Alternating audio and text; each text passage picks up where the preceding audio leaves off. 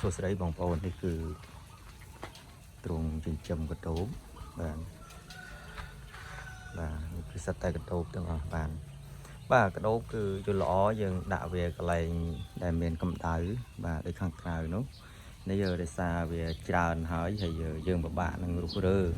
ដោយសារក្រែរៀងធំដែរអញ្ចឹងដោយសារពិបាករុះរើអញ្ចឹងក៏ទុកវានៅកន្លែងនេះមួយរយៈសិនចុះបាទនេះដោយសារមានតបូលពីលើវាសង្កសីអញ្ចឹងវាអាចជះកម្ដៅមក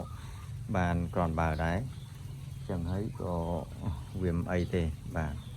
វាអាចនឹងថាក្តៅមកជុំបាទវាមិនក្តៅខ្លាំងពេកហើយក៏វាមិនត្រជាក់ខ្លាំងពេកដែរបាទនៅក្នុងនេះគឺកដោបចំនួនពង1គីឡូបាទនេះគឺច្រើនមែនតើនេះ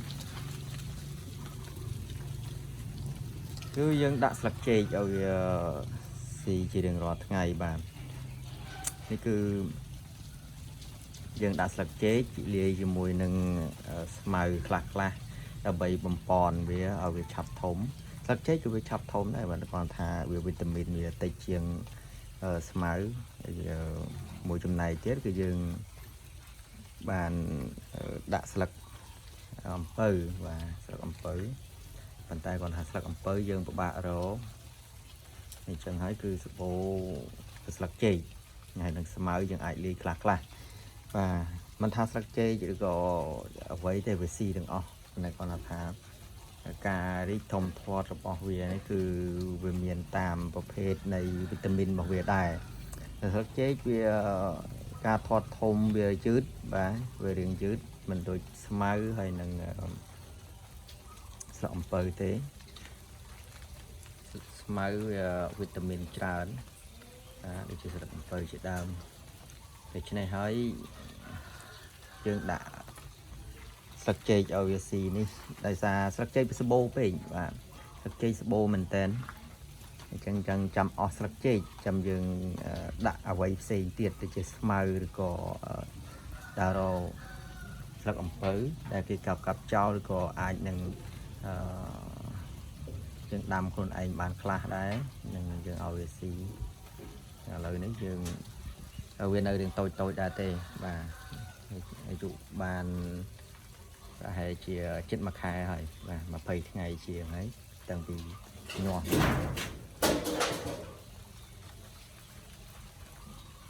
ច្រើនបាទ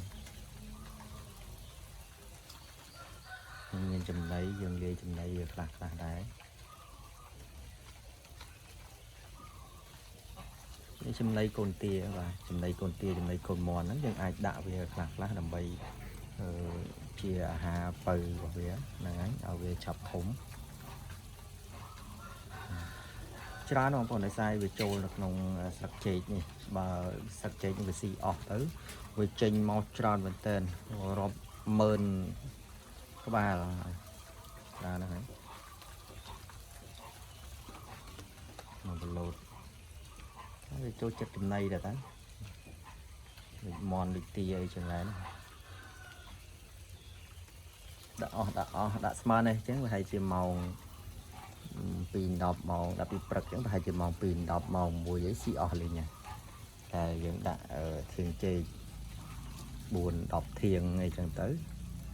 ហើយធៀងចេកនេះគឺយើងរកស្លឹកណាដែលរៀងល្អតិចមកបាន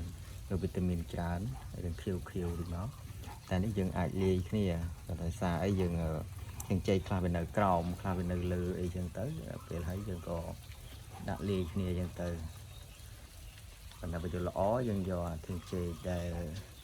ខ្ចីហើយខៀវនឹងសម្បូរទៅដោយវីតាមីនបាទដែលធ្វើឲ្យកដោបរបស់យើងឆាប់ធំមែនតើច្រើនមែនតើវានៅសឹងថាជន់លើគ្នាដើម្បីដដើមគ្នាគេស្លឹកចេកនេះតែម្ដងបាទនេះគឺត្រង់ទី1បាញ់ញាស់មុនគេបំផុតគឺត្រង់នេះឯងបន្ទាប់មកទៀតគឺត្រង់ទី2បាទត្រង់ទី2នេះវាច្រើនគួរសមដែរប៉ុន្តែមិនដល់ត្រង់ទី1ទេអាចនឹងថាវា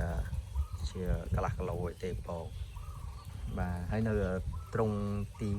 3ទី4ទៀតបាទទាំងអស់វាចូល5ត្រង់ហ្នឹង